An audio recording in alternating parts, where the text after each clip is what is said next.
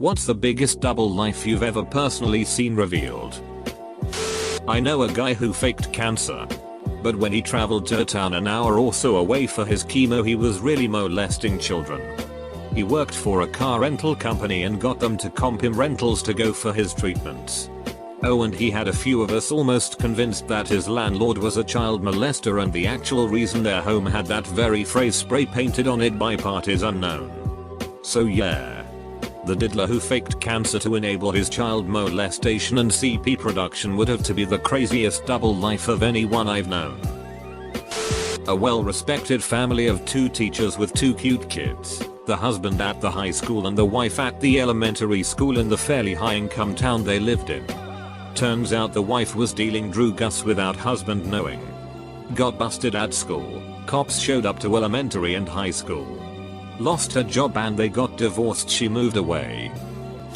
I worked with this guy once who was known for his stories. No matter how loose the connection was, he'd find a way to turn anything into a personal anecdote of a thing he'd seen or done before. All of them were interesting the first time. He'd lived an interesting life, grown up in America, moved to Australia in his early 20s, worked in a lot of really cool places over the years. But it wasn't long before he started repeating the same stories over and over again. I worked with him for just over 3 years. So it got pretty ridiculous. We knew how he'd met his wife, all the obscure things he owned, his pets, his kids. We knew every detail of his life. It became a bit of an in-joke within the office about how the guy never shut up. Then one day, he didn't come in. He died of a heart attack. The whole office was at a loss. Especially our little department, which had about 8 people in it, including him. When it came to his funeral, our little group took the afternoon off and attended. And that's how we found out none of his stories were true. He'd grown up locally. His family wasn't at all who we thought they were. None of his old jobs had happened. Everything we'd known about him had just been made up. The most interesting thing for me was that at one point, our boss needed someone to head to China to double check something in person at one of our company's factories. When the usual choices couldn't do it, he was picked. It seemed like a no-brainer, since he was regularly going to and from America to visit family and had traveled a lot on his other jobs. We now think that may have been his first time overseas. Not really revealed because it was always in the open. But my parents' friend has the weirdest double life situation I've ever seen. Paul was married to Clarissa for 12 years. And they had a son together. However, Paul and Clarissa break up. And Paul moves out. Shortly after, Paul starts dating Jenny. Shortly after Jenny gets pregnant, Paul realizes he misses Clarissa. And somehow talks Jenny and Clarissa into sharing him. Then, a few years later, Paul adds Renee to the mix. I should throw in these are decent looking women with jobs. And Paul himself is no rich Adonis either. So, Paul has a wife and 2 girlfriends. They each have their own house on the same street. And their own individual family lives. Paul spends the night with a different one each night. And they trade holidays. The women aren't romantically involved and they barely interact. So it's not like a poly relationship or even a sister-wife deal. How he pulled this off and how they make it work is beyond me. But it's been years now. Edit, I didn't think this was poly because the women aren't with each other. But apparently it can be poly by just them being with him. So when I first left home in my late teens, I shared a big house, I think 6+ bedrooms, with a close friend. His brother and some other randoms. Think frat house except no college university. Splitting the expenses worked out pretty well. So one of the guys worked at a port in customs or something. He had a uniform and ID etc. Left for work at the same time every morning and hung out with us after work. He was always down for attending social events with us and most of us liked him. Fast forward about a year and he starts telling us about how he can get us discounted TVs and other merchandise from the port. Unclaimed seized property that apparently no one sweats about if just a few items go astray. Everyone gave it a pass as it seemed sketchy. Then one day we come home to one of our housemates in shock and bawling like a baby. Turns out not only did he give the guy his life savings, he also gave him money borrowed from his dad. The customs guy had said he could get him a new car cheap. The long con. Turns out the guy doesn't work at the port. The name he gave us doesn't exist and we have no idea how he spent his days or came up with his share of the rent bills. Still creeps me out a little knowing I lived with a stranger for so long. Earlier this year I learned my dad has been addicted to heroin and stolen many expensive things from various members of my family. I knew that people had been getting things stolen from them but never even began to think it was my dad. He did get help and is now 5 months clean. But still working and building up my family's trust again. Fellow grad student has 2 young kids, one that is struggling to walk and communicate and is in the process of being diagnosed. She is pulling 10-60 nowadays, between interning and classes, plus being a mom and wife. She gets a call from a friend that expresses how excited she is to see her at the husband's work party. What? She didn't RSVP. And her husband said he would pop over for less than an hour then come home to be with her for a quiet dinner. Turns out he was bringing a date that wasn't her. They had been seeing each other for about 6 months and even had taken a trip together under the pretense of a business trip. Anytime he had been late or gone we assume he was with her. Friend did her a solid and took a couple pics for the divorce lawyer. My grandmother passed away a couple years ago. While going through her house, my family found a box with my grandfather's name on it in his handwriting. My grandfather died before I was born. It was taped closed and the dust on it suggested it hadn't ever been opened. Inside, my family found newspaper clippings and other documents. Turns out that in the early 1900s, my grandfather took a road trip with friends to see the ocean. During their time at the beach, their car was stolen. They decided to stay a while, being in their late teens and out of school. They decided to earn some money and have a good time. My grandfather met a Mexican girl and married her within the course of a month. There was an article on the vehicle theft, as well as another on the marriage and a marriage certificate. We could never find information on what happened next. We don't even rightly know if they married for love, to get a citizenship, if they had kids, or even if he was legally divorced when he married my grandmother in the 1930s. We don't think my grandmother knew. We did find out his first wife returned to Mexico. She did have children, who say they don't think their mom had kids before she remarried. We sent them copies of the documents we found and they were as flabbergasted as we were. My boyfriend's sister's friend was married to this guy and had started a family with him. They just had their second child actually. The first was probably 7-8 years old. Every year he went on a hunting trip to Missouri for about a week. Turns out he wasn't hunting. Turns out he had another family there. 2 kids. Almost exactly the same ages as the other 2. The friend divorced him immediately when she found it. Edit. Words. A work colleague was exposed as an illegal immigrant using a false identity. He absconded back to his home country of Iraq and on arrival was arrested and hanged for war crimes. We only found this out when his wife threatened to sue the company for exposing him. I knew a girl from United Arab Emirates that came to Canada for uni. Her parents were super ballers. Like $5 million house back in UAE and she lived in a really nice app right downtown Toronto. She had a huge allowance and a CC for whatever she wanted online. Her mother wore a burqa and her family was super religious and straight edge. The double life? She was a hardcore raver party girl who was almost never sober and was in an open relationship with her MTF trans girl. Her act was a disaster. Ketamine covered mirrors all over the place and suspicious drug baggies in every conceivable crevasse. Take out food boxes. Clothes and sheet everywhere. You could hardly see the floor. She was a royal ducking mess any country you are from. If her parents knew 1/10,000th of what was going on she would be in deep sheet. I remember seeing her a couple of times before her parents came for a visit. Incredibly distraught. Rocking back and forth with K all over her face repeating "Gotta call Mary Maid. Gotta call Mary Maid," a service that specialized in cleaning up party houses.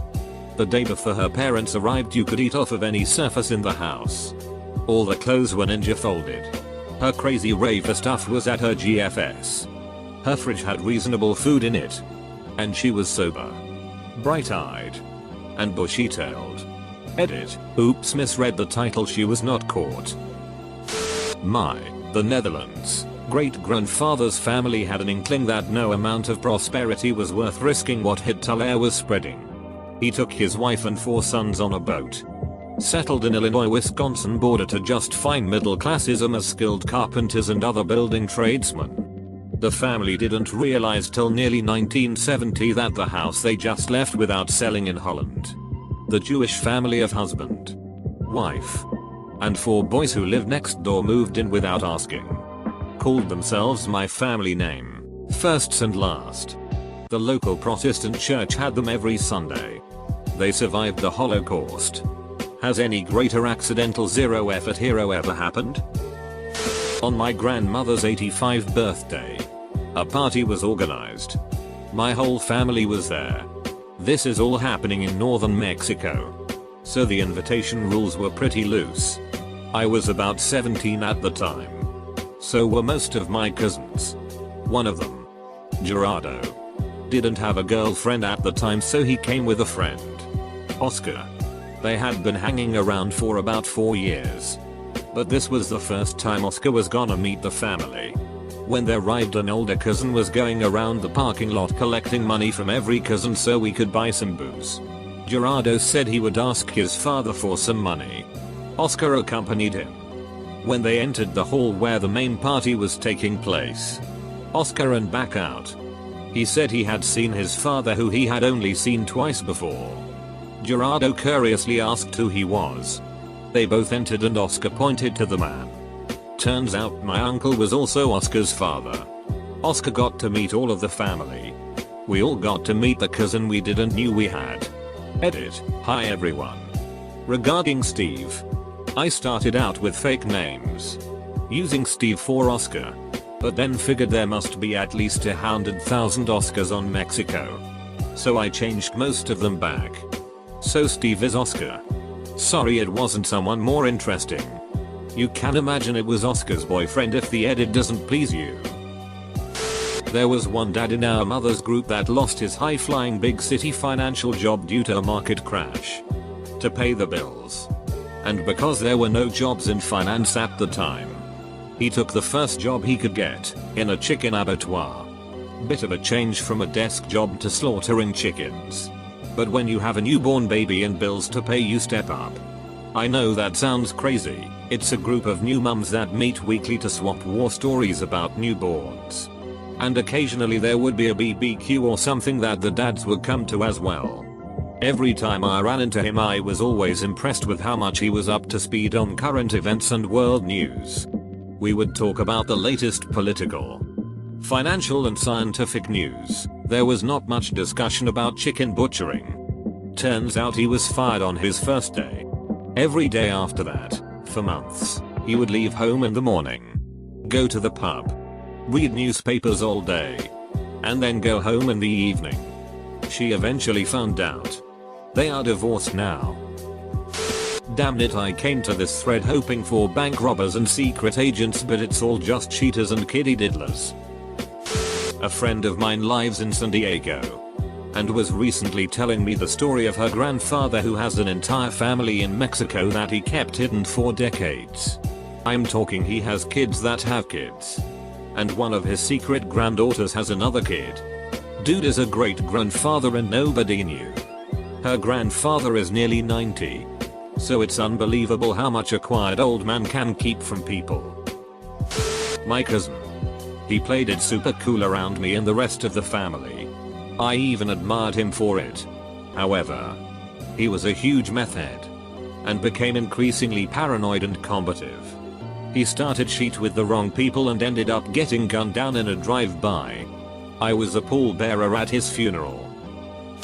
There was this kid at our church who started attending the youth group when he was about 15. Everyone loved him, but he was always a little standoffish. Fast forward 3 years to graduation time. Everyone kept asking him what he planned to do after high school and if he was looking forward to it. but he always changed the subject. Finally, he revealed to one of the adults that he wasn't graduating because he hasn't been to school since he was 8 years old. His dad removed him from school and never let him return. A whole bunch of shit went down after that. But the church members helped him do a fast-track HS degree in 3 years and have now paid for him to attend a 4-year university. In one of my previous jobs a few years ago, we hired this guy who turned out to be a really good partner. Worked hard. Never complained. After about a year and a half of working with him, I get called into the office. He's there with the manager, assistant manager and 2 beefy guys in normal clothes with the exception of earpieces. He wanted to say goodbye to the bosses and explain why he had to leave the company. Turned out he was the son of some leader in his country and they had to relocate him. An opposing faction found out he was in our state and would have kidnapped him for leverage. I knew a guy who was so in love with his girlfriend. He's almost be moved to tears whenever she was away. Now, I'm not sure how healthy that is to begin with. But he was head over heels and worshipped her in every way. He was also a sex addict, having nightly encounters with strangers. At first our group of friends saw him as a cheating bastard. But the more we learned about it, he literally sleeping with anyone he could. Which included women, men, and transgender partners. He was truly an addict. Not sure if this counts as a double life. Exactly. But my mom's a total sociopath. And got away with presenting herself as this total hippie mother I'll do anything for my kids person till I was 23 or so. At which point I found out she was stealing my identity, forging my checks. And then me and my sister realized that my dad, who'd recently divorced her, wasn't lying when he said she'd run up crazy credit card bills, cashed out his retirement account, filed false tax returns to cover it. And oh yeah, the 19 years old boys that she let stay in our house because they had falling outs with their parents were really drug dealers and also she was banging them. So, not exactly double lives. More like an insane amount of lying and manipulation. She did a lot more crazy shit but it would take way too many words to explain. Cut her out of my life a decade ago. Was shitty for a while. All good now. Hannah Montana. This crazy woman was just an average ordinary teenage girl. But wait, she's also a world famous pop star. Thinking about it, I'm kind of like Hannah Montana in a way. I'm a successful and happy guy to my parents. But wait. I'm really a complete failure and dead inside. A local pastor in Florida gave me private marriage counseling many years ago. He was pious and godly. And I respected him very much. He insisted that the sanctity of marriage demanded that I make sacrifices of some of my desires. And that God would reward me later, in this life and marriage, for those sacrifices.